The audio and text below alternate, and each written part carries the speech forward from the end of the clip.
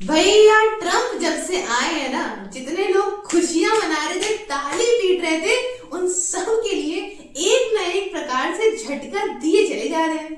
अब तो इन्होंने क्या कर दिया है कि यूएस को बना लिया है एक बिजनेस, क्योंकि इनको मालूम है कि हमारी कंट्री की इतनी ज्यादा वैल्यू है इस मार्केट के अंदर, तो क्यों ना हम इसको बिजनेस की तरह देखें।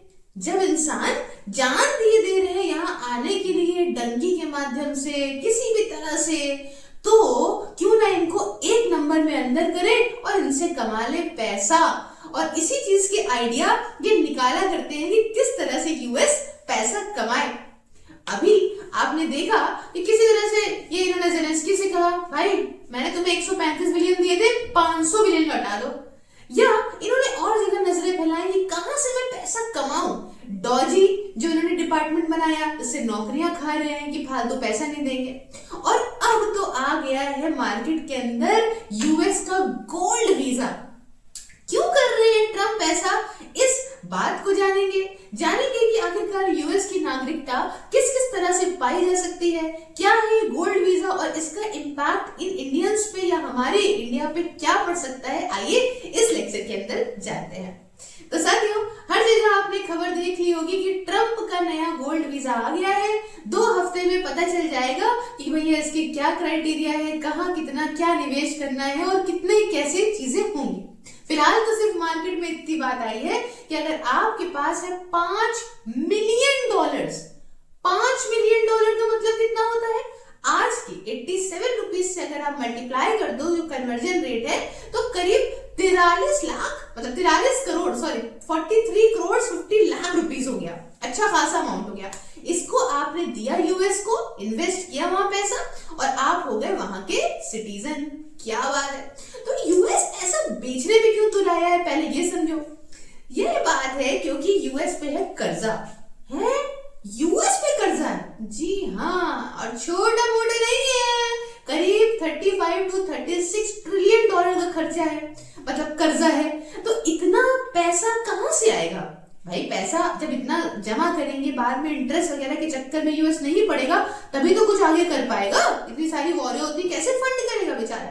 तो यहाँ पे ट्रम्प सोचा करते हैं आइडिया, और ये आइडिया मार्केट में लेके आए हैं। तो आइए अब मैं आपको बताती हूँ। सबसे पहले मैं ये सब बाद में बताऊंगी कि गोल्ड वीजा क्या है, इसकी क्या क्राइटेरिया है। बाद में तो हम लोग डिफरेंसेस भी समझेंगे, लेकिन एक एक करके चीजों को पहले समझते हैं। आर्टिकल आप समझ गए, मुद्दा आप समझ गए, लेक्चर का क्या है क्या नहीं है। आइए सबसे पहले हम जान लेते हैं कि यूएस के अंदर अगर आपको रहना है जाने के लिए, तो आज के टाइम पे क्या क्या ऑप्शन है आपके पास में। देखिए, सबसे पहले यहाँ पे बाय बर्थ अगर आप सिटीजनशिप पा सकते हैं। बर्थ से कैसे, अभी तक क्या था कि यूएस के अंदर कोई भी बच्चा जो पैदा हुआ वो यूएस का नागरिक कहलाता था। हालांकि ट्रम्प ने इस रूल को आते ही चेंज कर दिया है, फेब से ही शायद लागू भी हो गया है कि ऐसा नहीं होगा अब से। जो मतलब बाहर के लोगों का बच्चा पैदा हो जाएगा तो ऐसा नहीं है कि वो तुरंत बन जाएगा यूएस का नागरिक, ठीक है। लेकिन फिलहाल जो अभी तक चलता आ रहा था वो बाय बर्थ इस तरीके से था। कुछ सर्कमस्टेंसेस में अगर यूएस के बाहर भी बच्चा पैदा हुआ है लेकिन यूनाइटेड स्टेट्स के ही पेरेंट्स हैं, तो भी उसको नागरिकता मिल सकती थी। और सेकंड ऑप्शन था बाय नेचुरलाइजेशन, ठीक है। अब नेचुरलाइजेशन का मतलब क्या हुआ, देखिए इसमें मतलब क्या होता है कि कोई इमिग्रेंट, मतलब जो व्यक्ति बाहर से यूएस के अंदर गया है, वो वहां की परमानेंट सिटीजनशिप को पा जाए, तो ये हो गया बाय नेचुरलाइजेशन। अब यहाँ पे समझिएगा, इसको अलग अलग वीजास के माध्यम से प्रोवाइड किया जा रहा था, वो हम समझेंगे। फिलहाल एक चीज इसके अंदर पॉइंट समझ लीजिए, वो है ग्रीन कार्ड। हम लोग कई सारी मूवीज देखते हैं, बहुत सारी चीजों में आपने कहीं ना कहीं तो ग्रीन कार्ड के बारे में जरूर सुना होगा। ग्रीन कार्ड होल्डर जो होता है वो यूएस के अंदर परमानेंटली रह सकता है, हालांकि वोटिंग वगैरह नहीं कर सकता, लेकिन परमानेंटली रह सकता है और आगे आने वाले लंबे वक्त के बाद तो वहां की सिटीजनशिप दैट इज नागरिकता भी पा सकता है। ये बात आप समझ चलिएगा, ठीक है। लॉफुल एक परमानेंट रेजिडेंट होता है, एटलीस्ट 5 साल तक का रहे, वो अप्लाई कर सकता है सिटीजनशिप के लिए, लेकिन इसके लिए एक लंबे वक्त तक रुकना होता है, उसको इतनी आसानी से नहीं होता, ठीक है। या सेकंड ऑप्शन होता है नेशनलाइजेशन के लिए मिलिट्री सर्विस, मतलब एक बाहर से आया हुआ व्यक्ति इमिग्रेंट, वो क्या करे कि कुछ प्रॉपर मिलिट्री सर्विस के उसका क्राइटेरिया रिक्वायरमेंट पूरी करे और वो अप्लाई कर सकता है नागरिकता के लिए, ठीक है ना। अप्लाई करने के लिए पूरी चीजें दी हुई हैं, ये फॉर्म है, ये फीस जमा करनी है, फिर चेकिंग वगैरह होगी, बायोमेट्रिक वगैरह होगा, इस तरीके से आपको रुकना होगा और इस प्रकार से एक नेचुरलाइज सिटीजन यूएस का सिटीजन बन सकता है ना, एक नेचुरलाइज पर्सन। इतनी बात समझ में। अब यहाँ पे समझिएगा, अलग अलग नॉन इमिग्रेंट वीजा भी होते हैं, इसको गौर से समझिएगा। कौन कौन से वीजा होते हैं, वहां अगर अगर आपको टेम्परेरी बेसिस पे रहना है तो उसके लिए अलग अलग वीजा है। परमानेंट के लिए मैंने आपको बता दिया ग्रीन कार्ड आपके पास होना चाहिए। अब टेम्परेरी पर्पस के लिए बहुत सारे होते हैं वीजाज, जैसे कि B1 है, B2 है, टूरिस्ट वीजाज में आते हैं, ये E2 इन्वेस्टर वीजा में आता है। इसको हम थोड़ा सा डिटेल में भी आगे समझेंगे, ठीक है। अलग अलग पर्पस के लिए आप रह सकते हो, डिपेंड करता है आपका पर्पस क्या है। लंबे वक्त तक आप ऐसे नॉन इमिग्रेंट वीजाज के माध्यम से रह सकते हो, लेकिन परमानेंट रहने के लिए आपको एक इमिग्रेंट वीजा होना पड़ेगा, आपको ग्रीन कार्ड होल्डर होना पड़ेगा, ठीक है। अब इतना आप समझ गए। अब यहाँ देखिए अलग अलग प्रकार से जो वीजा एग्जिस्ट करते हैं, उनमें बिजनेस ट्रैवल के लिए आपका B1 वीजा आता है, टूरिज्म के लिए B2 वीजा आता है, वर्क करना है तो बहुत ही फेमस वीजा आपने बहुत बार सुना होगा H1B, ठीक है, ये वीजा आता है, और पढ़ना वगैरह है तो F1 वीजा आता है। तो ये इस प्रकार से तो मैंने आपको बताया कितने प्रकार के ऐसे वीजाज हैं टेम्परेरी पर्पस के लिए भी, किस प्रकार से नॉन जो है ये नॉन इमिग्रेंट वीजाज होते हैं वो सब मैंने आपको बताया, और कैसे परमानेंट आप वहां रह सकते हो ये मैंने आपको बताया। अब यहाँ पे समझिए कि मुद्दा है क्या। एक बहुत अब इतना पॉइंट हम समझ गए। अब एक पॉइंट आप समझिएगा जिसको यहाँ पे रिप्लेस करने की ट्रम्प ने बात करी है। बात है यहाँ पे EB5 इन्वेस्टर वीजा की। तो मैम EB5 इन्वेस्टर वीजा क्या होता है? देखिए सन 1990 में, चलिए बहुत पुरानी बात हो गई। उस टाइम पे क्या था कि एक वीजा लॉन्च हुआ जिसका नाम था EB5 वीजा, ठीक है। उससे यहाँ पे जो बाहरी लोग थे, फॉरेन नेशनल्स, उनको ये कहा गया कि आप हमारे यहाँ आइए और $1 मिलियन मोटा मोटा लेके चलते हैं। इसमें दो प्रकार की चीजें हैं, एक $8 लाख, एक $9 लाख, इस पे भी डिपेंड करता है, ठीक है। और यहाँ आइए और यहाँ इतना निवेश करिए, और अगर आप इतना यहाँ इन्वेस्ट करते हैं तो आपको हम US की नागरिकता जो है वो प्रोवाइड कर देंगे, ठीक है। अब इसमें भी बहुत डिटेल से अगर मैं आपको समझाऊं तो अगर आप इन्वेस्ट करते हो $9 लाख एक अप्रूव्ड कमर्शियल एंटरप्राइज में, और इन्वेस्टर $8 लाख भी इन्वेस्ट कर सकता है टारगेटेड एम्प्लॉय एरिया में, है ना। ये तो अलग की चीज हो गई। अब यहाँ पे देखिए इन्वेस्टर्स और उनकी इमीडिएट फैमिली एलिजिबल हो जाएगी, कंडीशनल करने के आराम से वहां पे रह सकती है, कंडीशनल रेजिडेंसी कर सकती है फॉर 2 इयर्स। फिर लंबे वक्त तक रह के 5-7 साल के बाद में आप आराम से वहां की नागरिकता पा सकते हैं। अब इसके लिए एक बात यहाँ पे कंडीशंस क्या थी, अगर आपको रहना है वहां पे तो एक प्राइमरी कंडीशन तो ये थी, आपको 10 फुल टाइम जॉब को US के वर्कर्स के लिए क्रिएट करना है, और आप फिर उसके बाद ग्रीन कार्ड पा जाएंगे।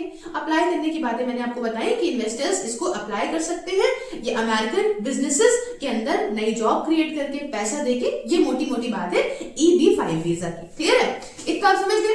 अच्छा अब यहाँ पे आ जाइए, जिस बारे में हम लोग यहाँ पे बात कर रहे हैं वो है जो ट्रंप ने रिप्लेस कर दिया है। ट्रंप ने इस EB5 वीजा को ही रिप्लेस कर दिया है।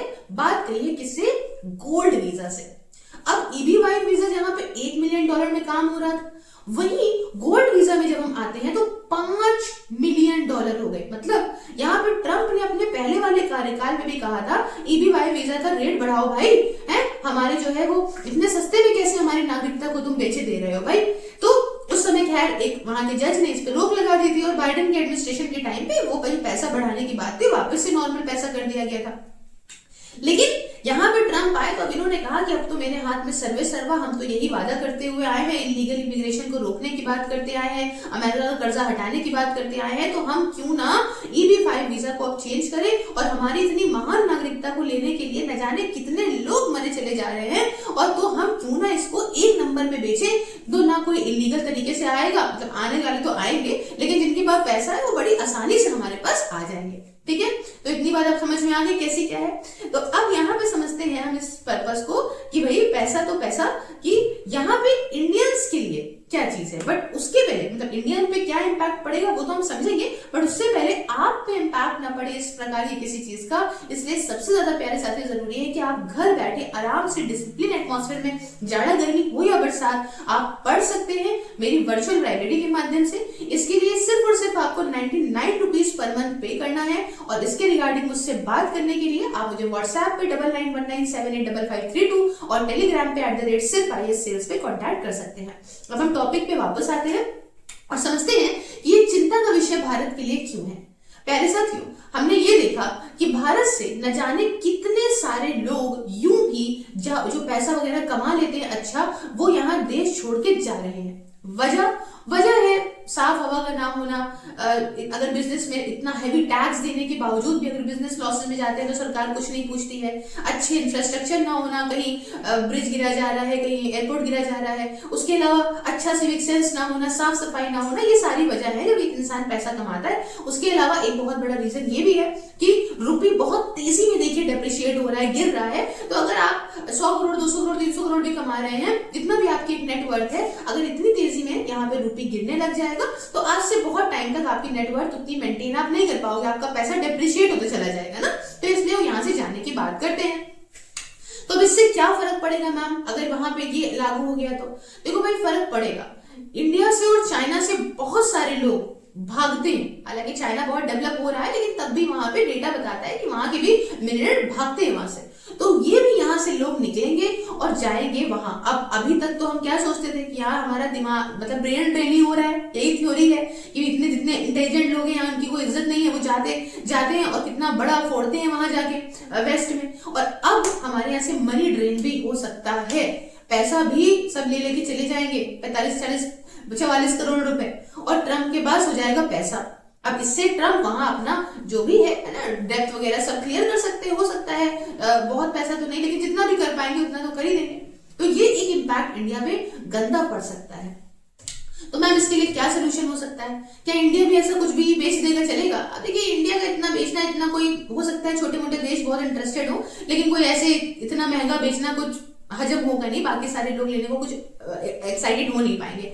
अब एक्साइटेड हो भी सकते हैं फ्यूचर में, लेकिन इसके लिए सबसे मेन बात क्या है कि इंडिया को बहुत ध्यान देना पड़ेगा कि पहली चीज तो अमीर लोग उसको छोड़े ना, और ना छोड़ने के लिए हमें हमारे मतलब जो हमारी कंडीशन है जिसमें बहुत आवाज उठनी चाहिए और नहीं उठती है, वो है बहुत साफ सफाई, पोल्यूशन का कम होना, एक अच्छा एयर क्वालिटी इंडेक्स है ना, एक अच्छा जो है एटमॉस्फेयर जहां लोग रह सकें, एक अच्छा टैक्स सिस्टम। इन सब से ही एक अमीर आदमी यहाँ पे सर्वाइव करना चाहेगा और करेगा। तो इस पे ध्यान देने की बहुत आवश्यकता है, और कल को अगर हम बहुत ज्यादा डेवलप कर गए तो हो सकता है कि हम भी इस तरीके का कोई वीजा लॉन्च कर दे।